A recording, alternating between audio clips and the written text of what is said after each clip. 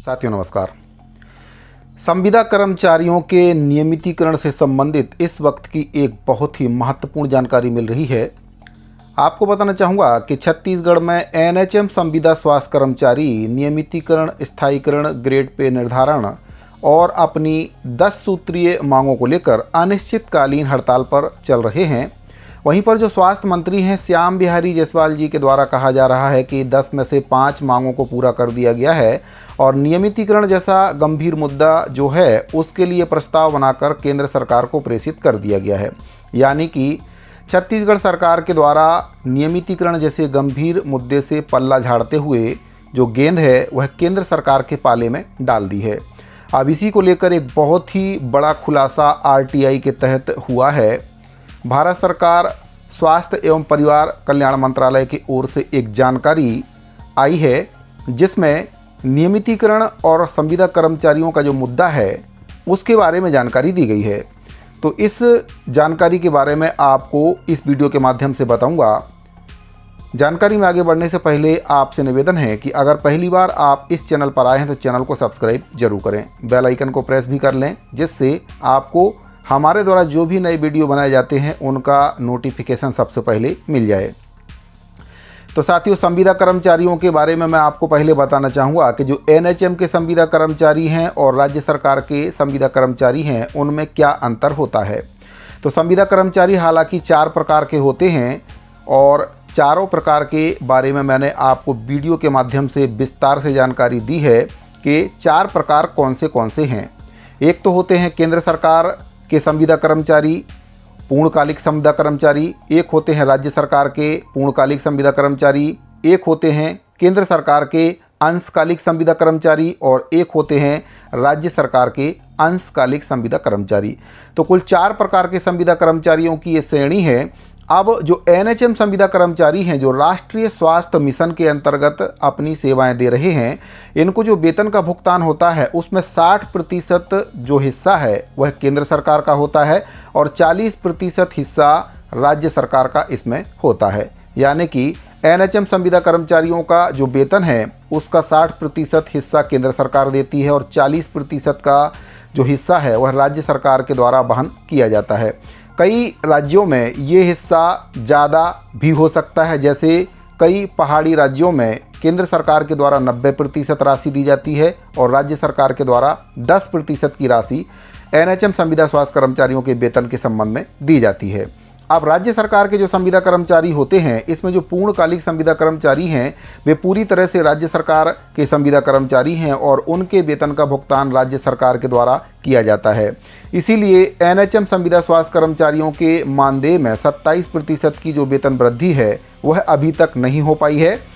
राज्य सरकार के जो भी संविदा कर्मचारी हैं उनको वर्तमान में जो 27% की वेतन वृद्धि हुई थी उसका लाभ मिल रहा है, लेकिन एनएचएम के संविदा स्वास्थ्य कर्मचारियों को इसका लाभ अभी तक नहीं मिल पाया है। इसका यही कारण है क्योंकि जो एनएचएम संविदा स्वास्थ्य कर्मचारी हैं वे केंद्र सरकार और राज्य सरकार की दोनों की मिली हुई योजनाओं में काम करते हैं। अब बात करते हैं संविदा कर्मचारियों के नियमितीकरण के बारे में कि जो एनएचएम के संविदा कर्मचारी हैं उनका नियमितीकरण क्या केंद्र का मामला है या फिर राज्य का मामला है।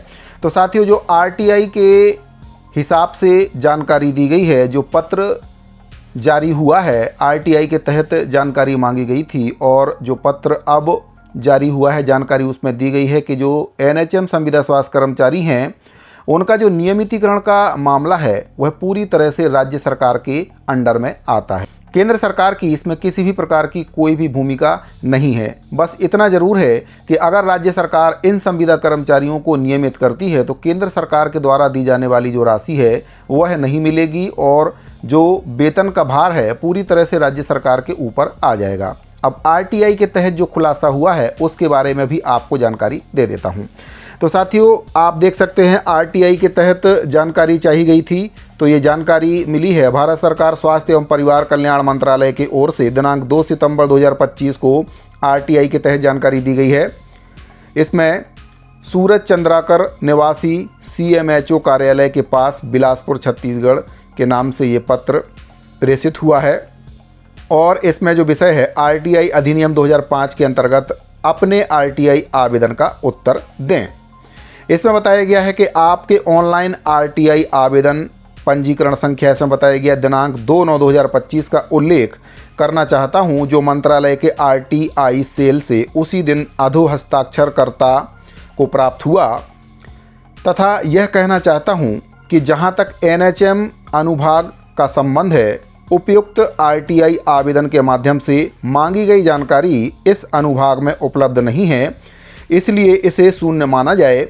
और यह भी सूचित किया जाता है, चूंकि लोक स्वास्थ्य एवं अस्पताल स्वास्थ्य मानव संसाधन सहित राज्य का विषय है, अतः स्वास्थ्य कर्मचारी को नियमितीकरण एवं वेतन संबंधी जानकारी राज्य सरकार के अधिकार क्षेत्र में आती है, अतः आपके द्वारा चाहिए गई जानकारी इस अनुभाग में उपलब्ध नहीं है, अतः आप संबंधित राज्य सरकार से संपर्क करके जानकारी प्राप्त कर सकते हैं।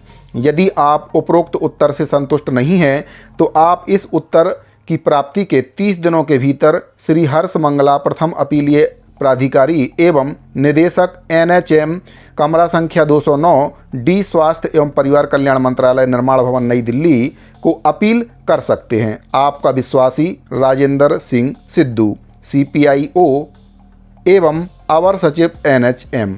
तो साथियों, एनएचएम संविदा स्वास्थ्य कर्मचारियों के नियमितीकरण को लेकर आरटीआई के तहत जानकारी मांगी गई थी और भारत सरकार परिवार और कल्याण मंत्रालय की ओर से ये जानकारी दी गई है कि जो नियमितीकरण का मुद्दा है वह पूरी तरह से राज्य सरकार के अंडर में आता है, यानी कि अगर छत्तीसगढ़ सरकार चाहे तो एनएचएम संविदा स्वास्थ्य कर्मचारियों का नियमितीकरण कर सकती है। जहां तक मैंने आपको बताया कि जो वेतन है, जब भी नियमितीकरण होगा, चाहे वह राज्य सरकार के संविदा कर्मचारी हों या फिर एनएचएम के संविदा कर्मचारी हों, वेतन पूरी तरह से राज्य सरकार को देना पड़ेगा। अभी जो केंद्र सरकार के द्वारा 60% की राशि एनएचएम संविदा स्वास्थ्य कर्मचारियों के लिए राज्य को दी जाती है, वह राशि नहीं दी जाएगी। अब नेता यही पेंच यहाँ पर हमेशा फंसाते हैं कि केंद्र सरकार जो राशि है वह देना बंद कर देगी। अगर केंद्र सरकार अपनी राशि को निरंतर रखे तो हम संविदा कर्मचारियों को नियमित कर सकते हैं। तो साथियों, ऐसा कभी भी नहीं हो सकता है, क्योंकि जब एनएचएम से हटाकर जो संविदा कर्मचारी हैं उनको नियमित किया जाएगा तो वह राज्य सरकार के अंडर में आ जाएंगे और पूरा वित्तीय भार राज्य सरकार के ऊपर आएगा और राज्य को ही उनके वेतन का पूरा भार वहन करना पड़ेगा, चाहे वह आज करे या फिर कल करे। जैसे कि राजस्थान सरकार के द्वारा वहां पर संविदा कर्मचारी जो कि एनएचएम के अंतर्गत काम कर रहे थे, उनका स्थायीकरण किया गया है। अब केंद्र से मिलने वाली जो सहायता है, हो सकता है वहां पर ना मिल रही हो और एनएचएम संविदा स्वास्थ्य कर्मचारियों का जो वेतन है वह पूरी तरह से राज्य सरकार को वहन करना पड़ेगा। वर्तमान में अगर हम बात करें छत्तीसगढ़ में एनएचएम संविदा स्वास्थ्य कर्मचारियों की संख्या के बारे में, तो 16,000 की संख्या में एनएचएम के अंतर्गत संविदा स्वास्थ्य कर्मचारी काम कर रहे हैं। और अगर सभी विभागों में काम करने वाले संविदा कर्मचारियों की संख्या की अगर हम बात करें तो ये संख्या कहीं ज़्यादा बढ़ सकती है। तो अगर राज्य सरकार संविदा कर्मचारियों का नियमितीकरण करती है तो 35 से 40,000 या इससे थोड़ा सा अधिक पूरे राज्य के सभी विभागों में काम करने वाले संविदा कर्मचारी हो सकते हैं। ये एक सटीक आंकड़ा नहीं है, संख्या ऊपर या नीचे हो सकती है, लेकिन जब भी राज्य सरकार संविदा कर्मचारियों का नियमितीकरण करेगी तो फिर जो वेतन है वह पूरी तरह से राज्य सरकार को देना पड़ेगा। इसके लिए वित्तीय भार सरकार के ऊपर आएगा, बजट भी सरकार को इसके लिए बनाना पड़ेगा, क्योंकि फिर जो कर्मचारी हैं पूरी तरह से राज्य सरकार के कर्मचारी हो जाएंगे। इसमें केंद्र का कोई भी रोल नहीं रहने वाला है। तो सरकार अगर चाहे तो नियमितीकरण कर सकती है, इसमें केंद्र सरकार से किसी भी प्रकार की कोई भी परमिशन लेने की ज़रूरत नहीं है। जैसा कि माननीय स्वास्थ्य मंत्री जी के द्वारा प्रस्ताव बनाकर केंद्र को भेजा गया है, उसकी कोई भी ज़रूरत नहीं है। राज्य सरकार चाहे तो कर्मचारियों की संख्या के आधार पर उनको नियमित कर सकती है।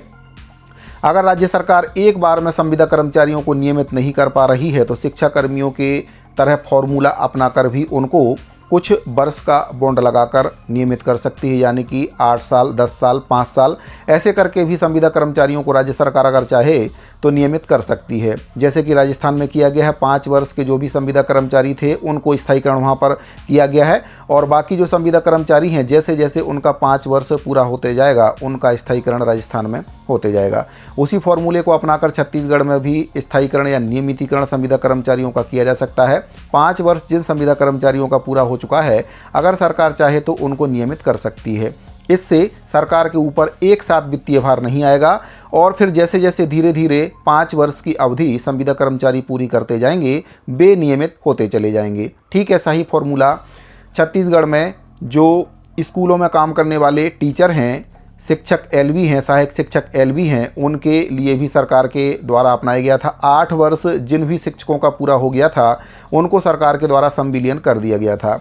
तो उसी तर्ज पर स्वास्थ्य विभाग के जो संविदा कर्मचारी हैं या फिर अन्य विभागों के सभी विभागों के संविदा कर्मचारियों को सरकार चाहे तो इसी आधार पर संविलियन कर सकती है। साथियों, इस पूरे मुद्दे पर आप क्या कहना चाहेंगे, अपनी राय को कमेंट बॉक्स में ज़रूर बताइए। जानकारी अगर आपको पसंद आई हो तो वीडियो को लाइक करें, अपने दूसरे साथियों को शेयर जरूर करें और अगर आपने अभी तक चैनल को सब्सक्राइब नहीं किया है तो चैनल को सब्सक्राइब जरूर कर लें। इस वीडियो फिलहाल इतना ही, अभी के लिए दीजिए इजाज़त, मिलते हैं अगली वीडियो में। धन्यवाद।